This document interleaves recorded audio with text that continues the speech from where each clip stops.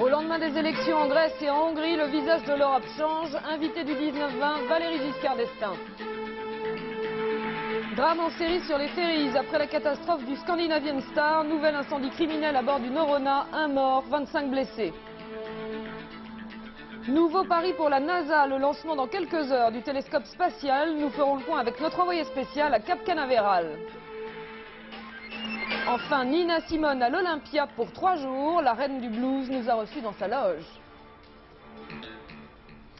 Bonsoir, notre invité ce soir, Valéry Giscard d'Estaing. Bonsoir, Monsieur le Président. Bonsoir, je vous dis bonsoir de Clermont-Ferrand. Nous allons vous retrouver dans quelques minutes, effectivement, en direct de Clermont-Ferrand, pour commenter les résultats des élections en Hongrie et en Grèce et les changements politiques considérables qui se déroulent en Europe.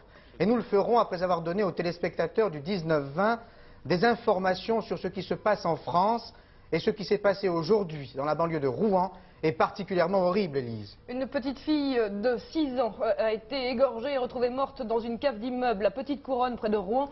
Aurélie est morte, victime d'un drame de la jalousie. La jalousie d'une femme trompée qui n'a pas hésité à tuer la fillette pour se venger. Elle vient de passer aux aveux. Enquête FR3 Rouen. Commentaire Clément Veil-Rénal.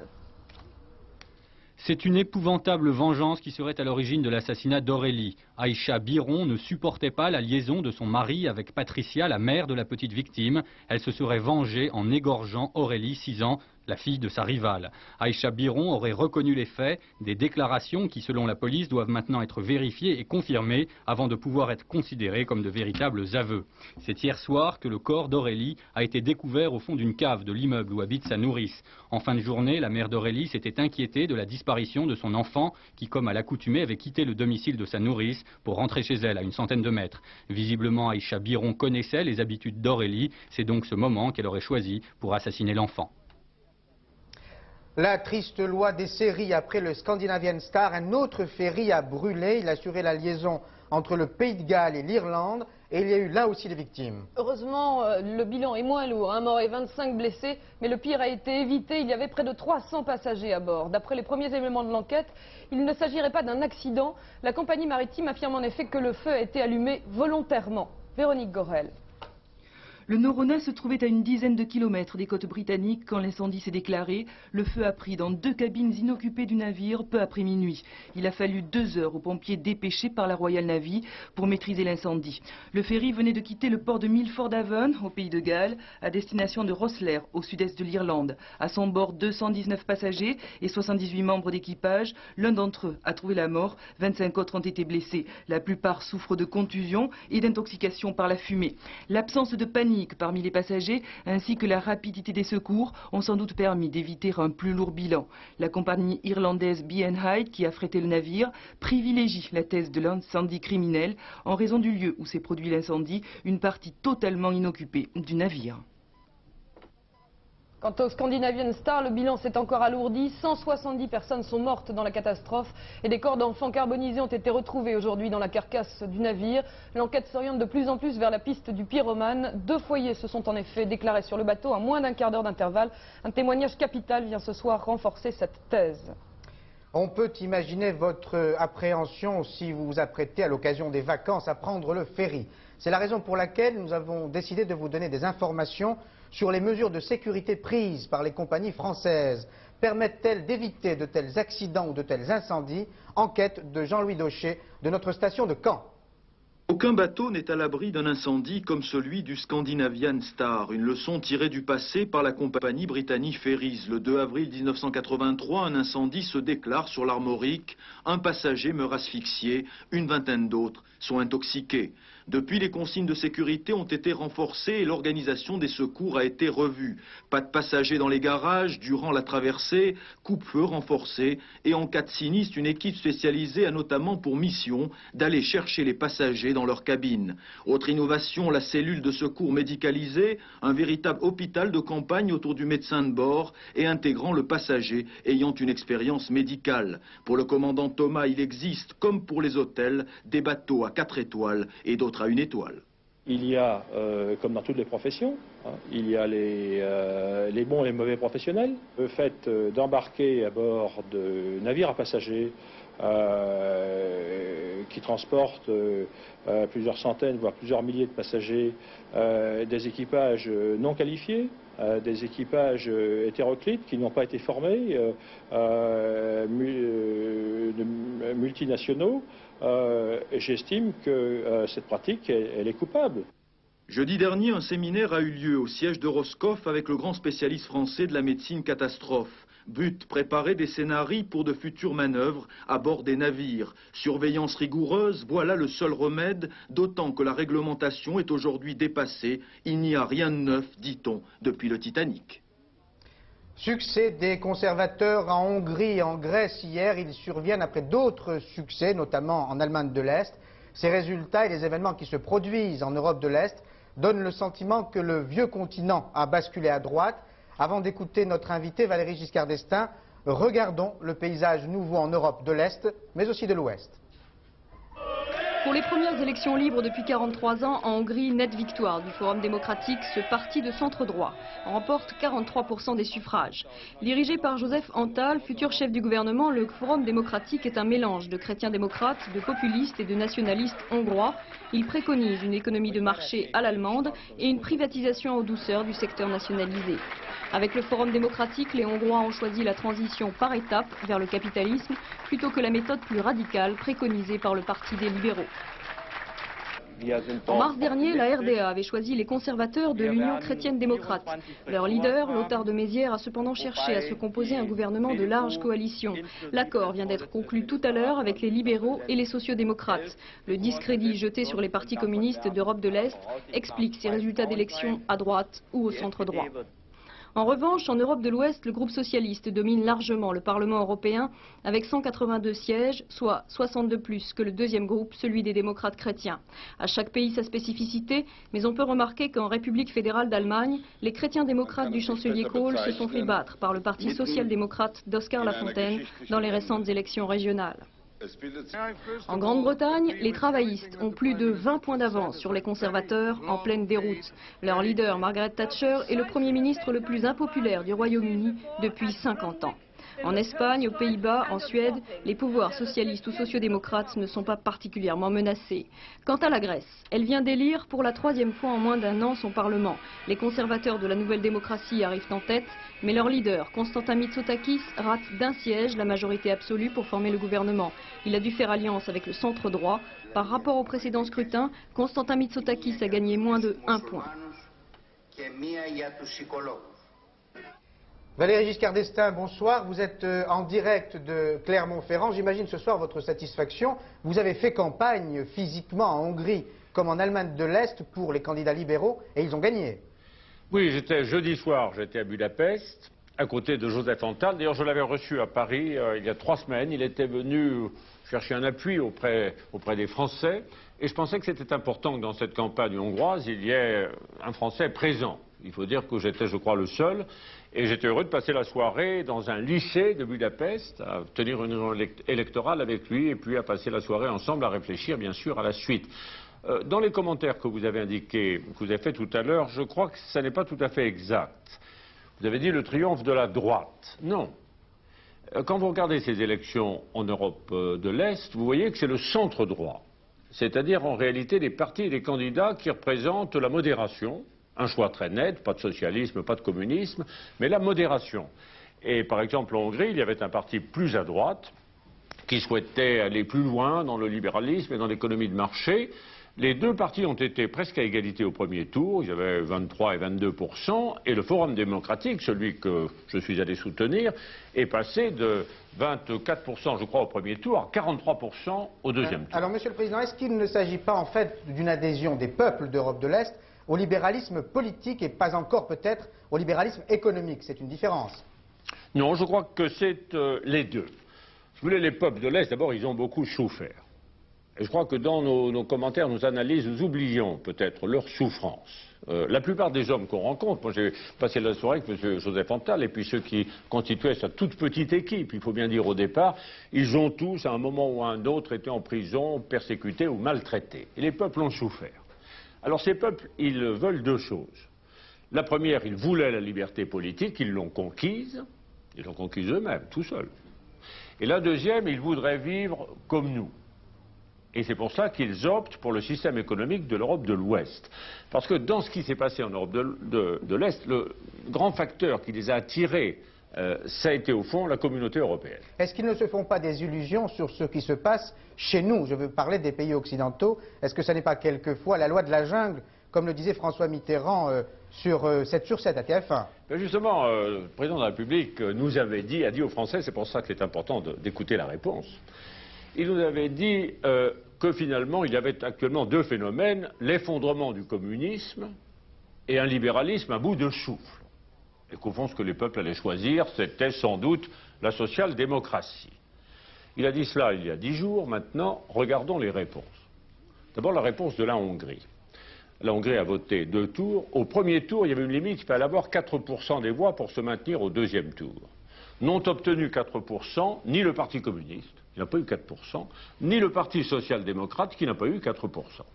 Et par contre, les autres partis du centre droit ont obtenu au total quelque chose comme 70 à 75% des voix, et vont constituer d'ailleurs la majorité de gouvernement demain. Prenez le cas de la Grèce. 1980, changement politique en France, les socialistes remplacent notre ancienne majorité au mois de mai. Au mois d'octobre, élection en Grèce. Les socialistes, M. Papandréou, remplacent le parti qui s'appelle la Nouvelle Démocratie, et le nom vient de l'UDF. C'est parce que nous avons fait l'Union pour la démocratie française en France qu'il y a la Nouvelle Démocratie en Grèce. Attendez, je termine. 1981, donc, les socialistes s'installent au pouvoir avec M. Papandréou à leur tête et l'amitié du président François Mitterrand. Ils votent, et aux dernières élections, donc, qui ont eu lieu hier, les socialistes ont obtenu 2,5 millions de voix, et le parti de la Nouvelle Démocratie, notre parent, si je puis dire, de l'UDF en Grèce, a obtenu 3 millions de voix. Puisque vous connaissez bien l'Europe et vous vous y intéressez, est-ce qu'on n'assiste pas simplement à un jeu de l'alternance, le centre droit, pour reprendre votre expression, triomphe en Europe de l'Est, mais il y a essoufflement du libéralisme, notamment en Grande-Bretagne, et peut-être un jour en Allemagne de l'Ouest? Bon, attendons. Vous savez, il y a une différence entre les sondages et les élections. Je vous rappelle par exemple, en Allemagne de l'Est, tout le monde s'en souvient, on nous avait dit, moi j'avais fini par le croire d'ailleurs, qu'au moment des élections, les socialistes auraient presque la majorité absolue. On disait aux alentours de 50%. Ils ont eu 22% des voix. Et on nous disait, les démocrates chrétiens, la CDU, elle va être très loin. Elle fera 20% des voix. Elle a eu 48% des voix. Donc attention. Et en Allemagne fédérale, on nous expliquait qu'il y allait avoir un changement politique. En Allemagne fédérale, à l'heure actuelle, ce n'est pas sûr. Nous ne le savons pas encore. Mais il n'y a pas cette tendance. Le cas de la Grande-Bretagne est différent parce que Mme Thatcher a proposé des mesures, notamment en matière fiscale, qui sont des mesures impopulaires. Ce ne sont pas des mesures spécialement libérales. Une dernière question, Monsieur le Président, sur ce qui se passe en France. Il y a un climat assez délétère. Les Français sont attristés par le comportement de la classe politique. Est-ce que l'Assemblée nationale a eu raison de s'auto-amnistier, en quelque sorte? On m'a posé la question et j'ai toujours dit, je ne vote pas de levée d'immunité parlementaire, mais je ne vote pas d'amnistie. J'estime que dans ce domaine, il faut s'imposer un certain nombre de disciplines et je n'ai pas, et je n'étais pas lors du dernier vote, donc je n'ai pas pu participer au scrutin, mais je peux vous dire que j'avais donné, lorsque j'étais député, la directive de ne pas voter de loi d'amnistie. Mais je voudrais dire qu'à l'heure actuelle, je crois que ce que l'opinion cherche, un peu partout, en réalité, comme elle voit que les idéologies s'en vont, ce qu'elle veut, c'est une politique raisonnable, qui traite des problèmes concrets, en fait, dans un esprit de liberté, et avec clarté et fermeté dans l'application. C'est ce qu'elle attend des hommes politiques, et donc c'est ce que nous devons aussi apporter à l'opinion en France. Merci Valéry Giscard d'Estaing d'avoir commenté la situation politique en Europe, qui change, on le voit, mais qui change aussi avec l'apparition du nationalisme qu'on aurait tort de sous-estimer. Et après la Lituanie, c'est la Géorgie qui fait à nouveau trembler aujourd'hui le géant soviétique. Depuis ce matin, des dizaines de milliers de personnes défilent au cri de vive la Géorgie libre. Et une foule considérable commémore en ce moment même l'anniversaire de la répression sanglante de l'armée soviétique. C'était il y a 1 an, à Tbilissi. Gilles Dujonchet. Ils étaient plus de 100 000 Géorgiens à se recueillir hier soir à Tbilissi, lors d'offices religieux célébrés à la mémoire des 20 victimes du 9 avril 89. 1 an après, le dimanche sanglant est encore dans tous les esprits. Ici, à Tbilissi, on ne s'embarrasse pas de savoir qui, à Moscou, à l'époque, a donné à l'armée l'ordre d'intervenir férocement contre une manifestation pacifique. Seule certitude, ce sont bien les gens du Kremlin, là-bas, à Moscou. Et depuis ce jour, les 5 millions de Géorgiens semblent déjà avoir quitté l'URSS. Meetings et manifestations ont lieu tous les jours ou presque dans la République. C'est la chasse à Lénine, devenue ici le symbole du pouvoir colonial soviétique. Le 9 mars dernier, le Parlement local déclarait illégale l'intégration de la Géorgie à l'URSS en 1921. Comme les Baltes de Lituanie, les Géorgiens se sont massivement engagés sur le chemin de l'indépendance, en faisant comme si le pouvoir central n'existait plus, mais en n'éprouvant pas le besoin de le proclamer solennellement. L'Amérique bouleversée par la mort d'un jeune garçon, elle savait qu'il risquait de mourir, mais elle ne voulait pas y croire. Ryan White s'est éteint hier matin dans un hôpital d'Indianapolis. Il avait 18 ans. Depuis plus de 5 ans, il se battait contre le sida et son courage avait impressionné l'Amérique tout entière. Le président George Bush lui a rendu hommage hier soir. Ryan était devenu un symbole. Il avait notamment permis la réintégration des enfants sidéens dans les écoles. Jean-Pierre Quinson. Ryan White était devenu un véritable symbole pour l'Amérique, celui des enfants frappés par le sida. Ryan hémophile avait été contaminé au cours d'une transfusion au début des années 80. Exclu de son école en 85 par peur de la contagion, il avait obtenu sa réintégration après une action en justice. Ce combat l'avait fait devenir l'ami des stars. Elton John l'a veillé toute la semaine précédant sa mort et hier, Michael Jackson a été un des premiers à réconforter sa famille à Indianapolis. Il avait aussi reçu le soutien des hommes politiques. On le voit ici en compagnie du couple Reagan lors d'une manifestation consacrée aux enfants malades du sida. Les funérailles d'Oriane sont prévues pour mercredi. La 3, vous avez bien informé, les 9 membres du commando français qui travaillaient pour l'ETA ont été inculpés et écroués. Parmi eux, un homme qui s'était converti à la prière et au recueillement. Enquête de Dominique Langard dans l'abbaye de Belloc. S'il était exact qu'il avait participé à des actes répréhensibles, l'abbaye ne saurait cautionner ce qui ne peut jamais l'être. Ce sont les termes du communiqué du père abbé de l'abbaye de Belloc. C'est ici que Philippe Saès est entré comme novice en septembre 88. Depuis, précise le communiqué, il vivait avec sérieux sa formation à la vie nouvelle de moine, faite de prière et de conversion. En dehors de ce communiqué, le père abbé n'a pas souhaité rencontrer les journalistes. Pas de réaction officielle non plus des prêtres basques qui souhaitent en savoir un peu plus sur cette affaire. Ils attendent notamment d'Henri Parot des informations communiquées par ses proches plutôt que par les autorités espagnoles. Et il est vrai que déjà, la presse basque parle de torture à son encontre. Après cette actualité dense, c'est le moins qu'on puisse dire, une page de détente. Élise va nous emmener là pour mieux rêver. Et le rêve, c'est un télescope spatial, la plus précieuse de toutes les cargaisons embarquées par Discovery. La navette spatiale décollera demain. Destination, la tête dans les étoiles. Hubble, c'est le nom de ce télescope, attendait depuis 7 ans d'être mis en orbite. Explication, Daniel Durandet. Edwin Hubble, ce scientifique américain pionnier de l'astronomie moderne qui aurait eu 100 ans l'an dernier, aurait certainement rêvé de pouvoir utiliser un jour ce télescope spatial qui porte son nom. Un fantastique outil qui permettra peut-être dans quelques semaines d'en savoir un peu plus sur le Big Bang, la naissance de l'univers, une théorie dont Edwin Hubble était justement le père. Ce télescope spatial, c'est une énorme longue vue de la taille d'un autobus, 13 mètres de long, plus de 4 mètres de diamètre, pour un poids dépassant les 11 tonnes. Impressionnant également les 2 panneaux solaires, constitués de près de 50 000 cellules de silicone. Vu de l'intérieur, le Space Telescope, c'est d'abord cet immense miroir principal constitué de fines lames de silicate de titane, de 2,40 mètres de diamètre, poli à la perfection. Si ce miroir avait la taille de la France, le plus gros de ses défauts ne dépasserait pas les 5 mm. À l'arrière de ce miroir, 5 instruments scientifiques de véritables yeux de lynx, dont un capable de photographier les objets les plus faiblement lumineux. Une caméra fabriquée par le français Matra. C'est avec les 2 panneaux solaires la contribution des Européens à hauteur de 15% du programme, dont le coût avoisine les 20 milliards de francs. Daniel Durandet nous avait laissé ce petit cours avant de s'envoler pour Cap Canaveral où on le retrouve à moins de 24 heures du lancement. Apparemment, tout est OK. À moins de 24 heures du lancement, le 35e d'une navette spatiale américaine et le 10e pour Discovery, tous les acteurs sont à pied d'œuvre ici à Cap Canaveral en Floride sous les yeux des 700 journalistes présents pour l'événement. Discovery tout d'abord sur son pas de tir 39B qu'on est en train de libérer de son portique de service, la préparant ainsi pour le compte à rebours final avec toujours visé un lancement demain à 14h47 heure française.